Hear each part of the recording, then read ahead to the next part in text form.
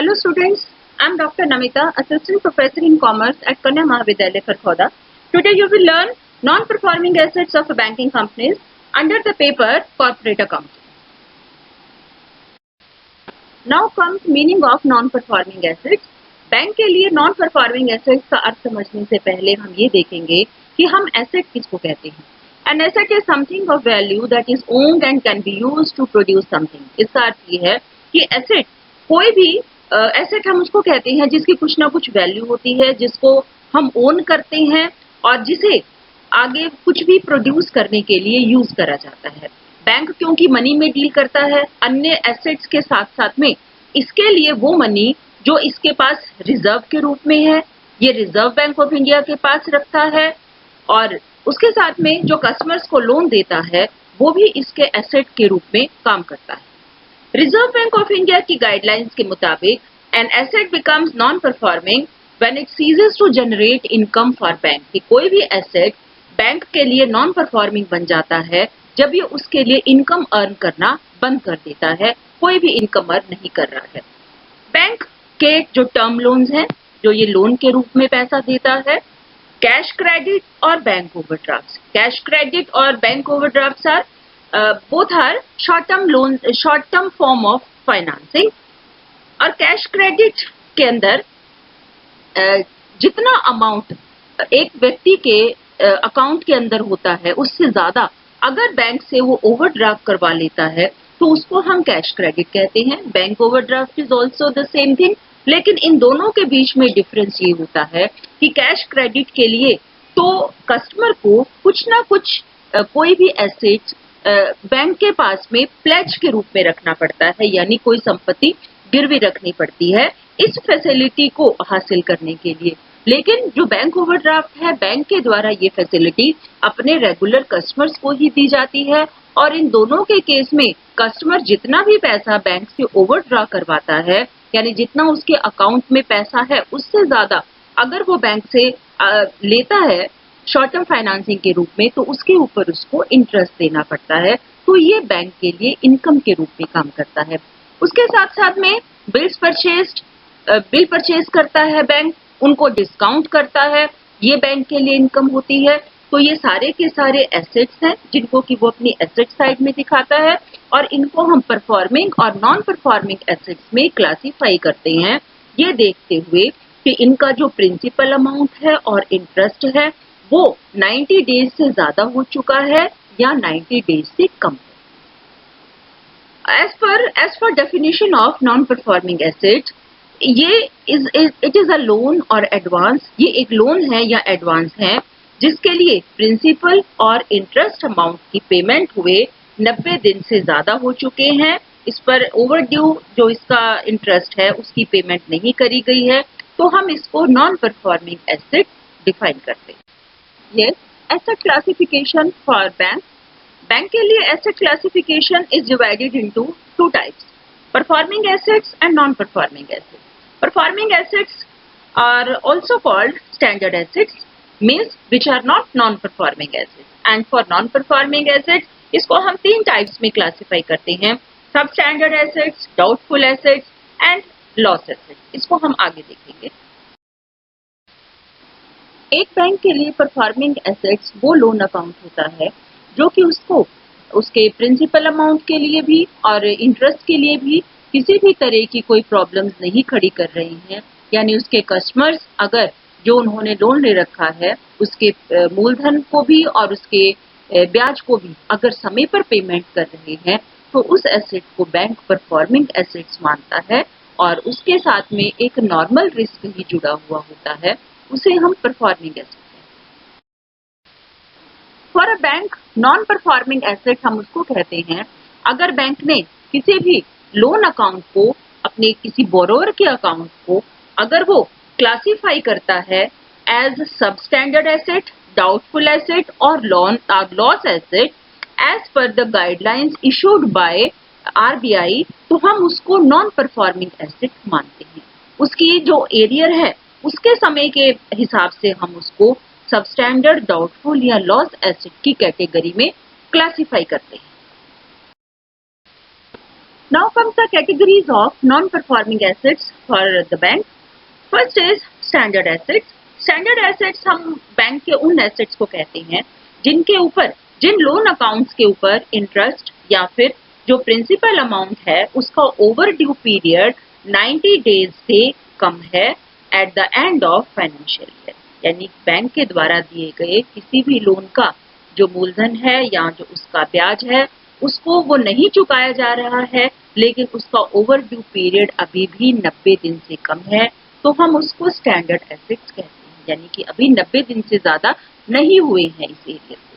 Second type is sub standard assets. Sub standard assets are those assets जो कि non performing assets हैं और इनका जो एरियर का टाइम है, एरियर जो है इसका इंटरेस्ट का और प्रिंसिपल का, या फिर उसका जो ओवर ड्यू पीरियड है वो 12 महीने से कम है, मोर than 90 days but less then 12 months.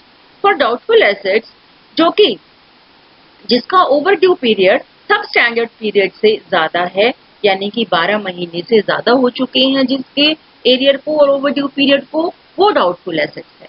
Loss assets जिसका over due period doubtful asset से भी ज्यादा हो जाता है और कंपनी के इंटरनल ऑडिटर्स और आरबीआई के द्वारा जो एक्सटर्नल ऑडिटर्स हैं उन्होंने इस अमाउंट को आइडेंटिफाई किया है, इसकी पहचान कर ली है, लेकिन उसको हम अभी पूरी तरह से राइट ऑफ नहीं कर रहे हैं क्योंकि यहाँ पर बैंक को कुछ ना कुछ होप नजर आती है कि यहाँ से हो सकता है कि पैसा रिकवर हो जाए, लेकिन उसके एरियर को समय ज्यादा हो चुका है डाउटफुल एसेट से भी, तो हम उसको लॉस एसेट्स मानते हैं और इसको लॉस एसेट्स की कैटेगरी में उसको रखा जाता है।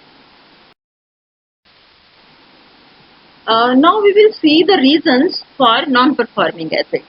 कि एसेट्स जो है कंपनी इस बैंकिंग कंपनी के लिए उसके एसेट्स नॉन परफॉर्मिंग एसेट्स क्यों बन जाते हैं, या फिर जो उसको लोन अमाउंट रिसीव होना है, जो उन्होंने एडवांसेस के रूप में दिया है, लोन के रूप में दिया है, वो पैसा बैंक को क्यों नहीं मिलता है, नहीं मिलता है तभी हम उसको नॉन परफॉर्मिंग एसेट्स कहते हैं। Then why do these non performing assets arise?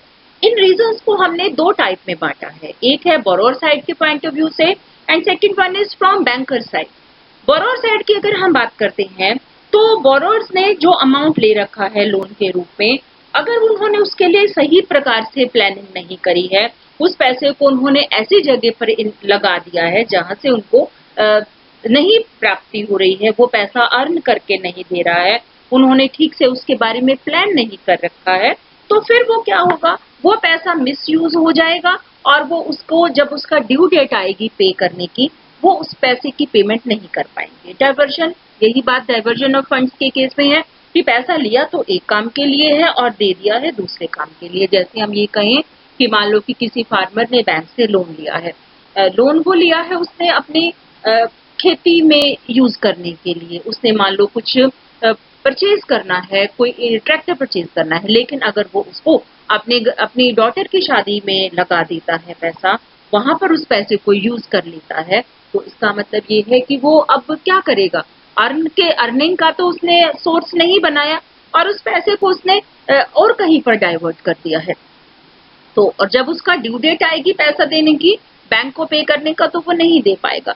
Disputes with in parties के बीच में ही, जिसने पैसा ले रखा है, मान लो परिवार के बीच में ही किसी तरह के झगड़े हो जाते हैं, पैसे को वो सही प्रकार से यूज नहीं कर पाते हैं, वो जो पैसा लिया है बैंक से लोन के रूप में ले रखा है उसका कोई कंट्रीब्यूशन नहीं है, चाहे वो ट्रेडिंग क्लास ने ले रखा है या फार्मर ने ले रखा है, जितना उन्होंने सोचा था वो पैसा उनको अर्न करके नहीं दे रखा है, और कोई मॉडर्नाइजेशन नहीं करते हैं, पैसा इन्वेस्ट करने के लिए ले रखा है कि उस पैसे से वो अर्न करेंगे, लेकिन उसको जहां पर मॉडर्नाइजेशन में लगाना चाहिए, कंपनी को टेक्नोलॉजी में उनको लगाना था, वहां पर उस पैसे को यूज नहीं करा गया।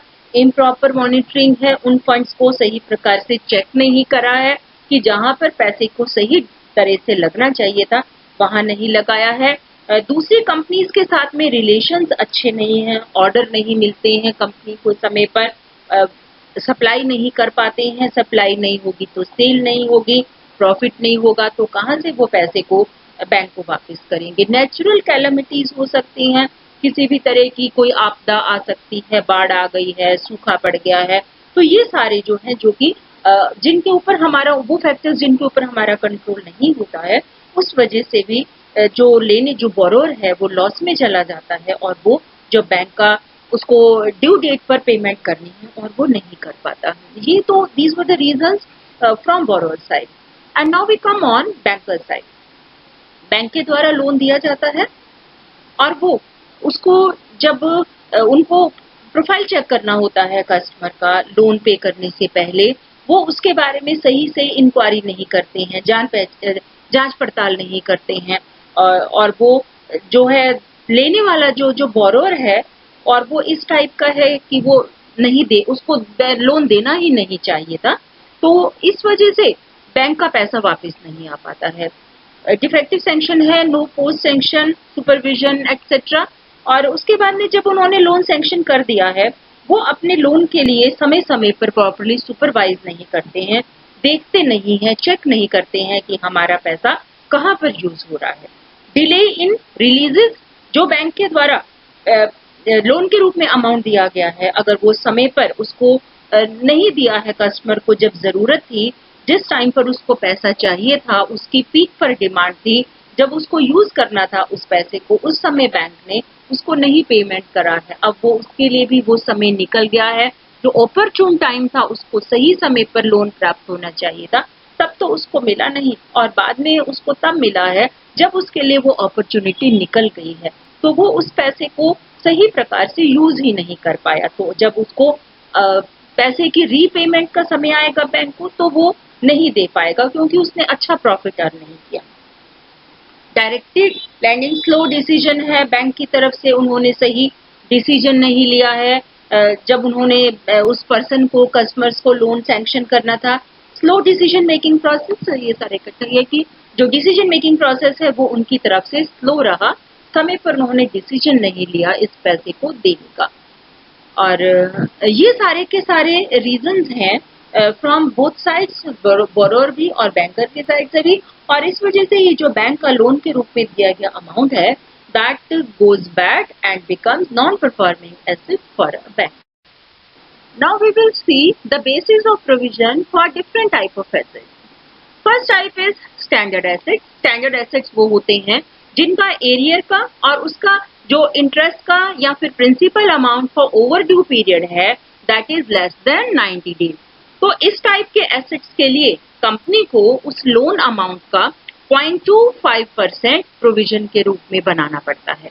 Second type is sub standard assets. Sub standard assets के लिए जिनको over due period is more than 90 days but less than 1 year, उसके लिए प्रोविजन बनेगा 10% of loan amount in case of sub standard assets.